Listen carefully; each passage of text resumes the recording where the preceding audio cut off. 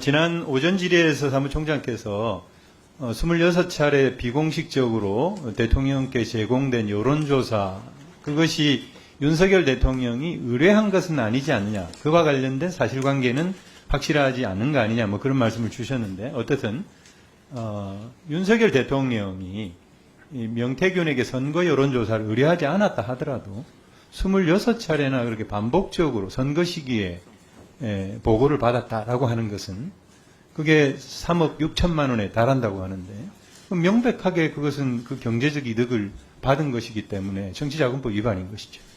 그렇죠? 그리고 명태균은 역시 그것을 불법적으로 기부한 것이기 때문에 이것도 역시 정치자금법 위반입니다.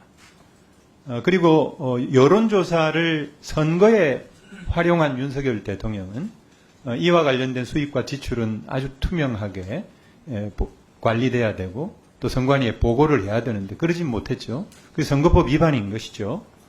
그리고 이렇게 회계에 반영되지 않은 여론조사의 비용으로 인해서 선거 비용 제한액이 초과됐다고 하면 그것은 당선 무효에 해당할 수 있죠. 그리고 명태균은 윤석열 대통령과 김건희 여사와의 관계를 전제로 해서 김영선 전 의원의 공천을 받았다고 했는데, 그 대가로 김영선 의원이 속칭 그 세비 반띵을 했단 말이에요. 명태균이가 그렇게 요구를 했고 평생 가족 먹여 살려라 이렇게 했는데, 이것은 형법상 공갈죄, 강요죄가 명태균에게 적용되는 거죠. 그리고 명태균이 윤석열 대통령에게 여론조사 비용 대신에 공천이라고 하는 정치적 대가를 받은 것은 그것이 본인의 공천이 아니었기 때문에, 김영선 전 의원의 공천이었기 때문에 제3자의 이익을 위해서 여론조사라고 하는 뇌물을 윤석열 대통령에게 제공한 것이 돼서 명태균은 제3자 뇌물죄를 범한 게 되는 거죠. 그리고 김영선 전 의원은 공천의 대가로 매월 550만 원을 세비 반띵을 해서 명태균에게 실제로 줬어요. 강혜경 씨는 증거자료가 다 있다고 하니까요. 그런데 이것은 부정하게 공천을 받은 대가로 금전적 이득을 제공한 것이기 때문에 역시 뇌물죄에 해당하죠. 또한 공직자는 직무와 관련해서 어떠한 금전적 대가를 주고 받을 수 없기 때문에 공직자의 청렴 의무 위반이 되는 거죠. 종합하면은 윤석열 대통령은 대통령이라고 하는 정치적인 영향력을 이용해서 공천이라고 하는 대가를 제공함으로써 정치자금법, 공직선거법을 위반했고 직권남용죄가 성립이 되죠. 명태균은 불법 기부, 불법 정치자금 요구 및 수령으로서 정치자금법 및 선거법 위반, 공갈 및 강요죄, 제3자 뇌물죄에 해당하고, 김영선 전 의원은 공천 대가로 뇌물 제공하고 직무 관련 대가를 수수했기 때문에 청렴 의무 위반인 것이죠. 그래서 이 사건은 전체적으로는 정말 국기를 흔드는 너무나도 엄청난 사건이죠. 그리고 중앙선거관리위원회 입장에서는 즉시 고발 조치를 하고, 물론 조사가 안 되는데 왜 어떻게 고발하느냐 이렇게 말씀하시지만, 저는 사무총장께서 의지만 있다면 직권으로 조사하고 고발 조치할 수 있다고 생각이 됩니다. 그런 조치를 한번 검토를 해 주실 것을 부탁을 드리고, 마지막으로 김건희 여사와 관련해서 김건희 여사의 공천 개입이 있었다라고 하는 것이 거의 확실하다는 것을 우리 국민들이 다 알고 있는 것 같아요. 이 김건희 여사의 공천 개입은 우선 선거의 공정성을 해치고 정치적 후견주의와 연고주의를 조장하죠.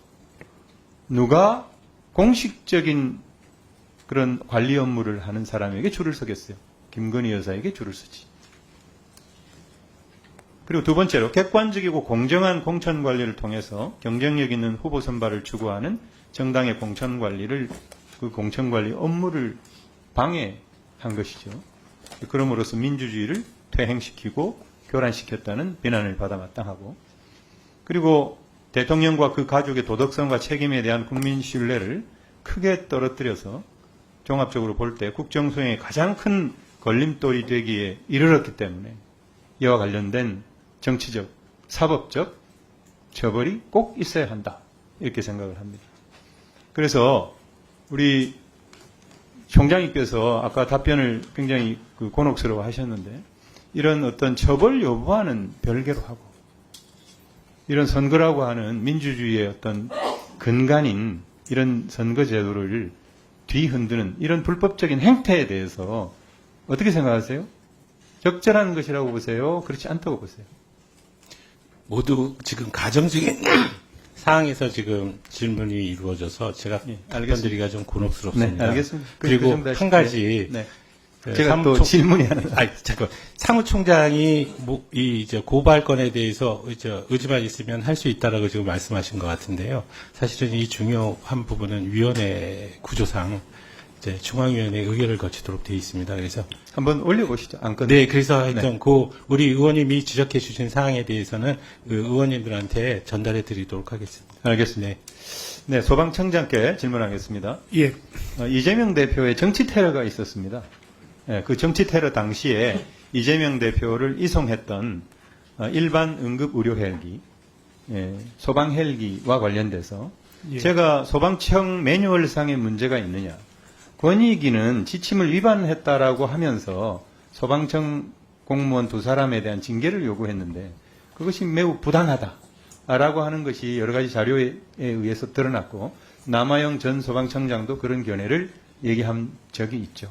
저도 자료를 요청을 했는데 소방청 매뉴얼상 문제가 있느냐 이렇게 질문을 했는데 특별한 문제는 발견되지 않았다 이렇게 서면으로 답변을 주셨습니다. 어떻게 보세요?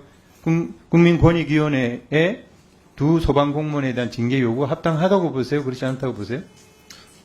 그 자료, 저희들이 그 의사에 그 요청이 있었고, 그리고 그날에 이제 헬기가 저희들이 뜨는 조건들이 있습니다. 뭐 시계가 어떻고, 또 구름이, 운구가 어떻고 해가지고 확보가 되고 바람이 많이 안 불고 헬기를 뜰 수 있는 조건이면은 저희들이 그 소방 헬기를 그 전원에, 그러니까 병원 간의 이송에 이렇게 활용하는 것이 소방청의 일반적인 사항이다. 그렇게 봤을 때 지난번에 그 남아영 청장께서도 같은 뜻 맥락으로 답변을 한 것을 알고 있고요. 그렇다고 보면은 그렇고 이제 5번에 그 건의기에서 5번에 그 징계하는 부분하고 그 제도 개선하는 부분 두 가지가 저희들이 통보가 왔습니다. 그 부분에 대해서는 그 매뉴얼이나 이런 부분들 닥터 헬기에 있는 내용을 내용 부분이 좀 우리 헬기 있는 거 약간 다른 부분이 있는데요. 그 부분은 우리가 범부처 헬기에 그 내용을 포함할지 말지는 지금 의견을 수렴하고 있고요. 아니죠. 소방 헬기의 지침을 적용하지 않고 닥터 헬기의 지침을 적용해서 소방청 공무원들을 징계하라라고 주장을 한 거죠, 분위기에서. 그 부분에 대해서는 닭을 잡는데 닭 잡는 칼을 써야 되는데 예. 소 잡는 칼을 쓰지 않았다고 그렇게 징계하라고 요구하는 거예요. 똑같은 거예요. 네, 그 부분에 대해서는 부산시 소방재난본부에서 거기에 대한 자기들 그 내부적인 절차와 또 검토 과정들을 거쳐서 결론을 낼 것으로 이렇게 저는 생각하고 있습니다. 어쨌든 단적으로 말해서 그 두 소방공무원이 지침 위반을 한 것이냐 안 한 것이냐 단적으로 한번 말씀해 보세요. 그 부분은 답변을 주셨잖아요. 이미 매뉴얼상 특별한 문제 발견되지 않았다고. 그래서 거기 소방 응급구조 헬기에 활용하는 매뉴얼에는 위반된 것이 없는 것으로 저희들은 판단을 하고 있습니다.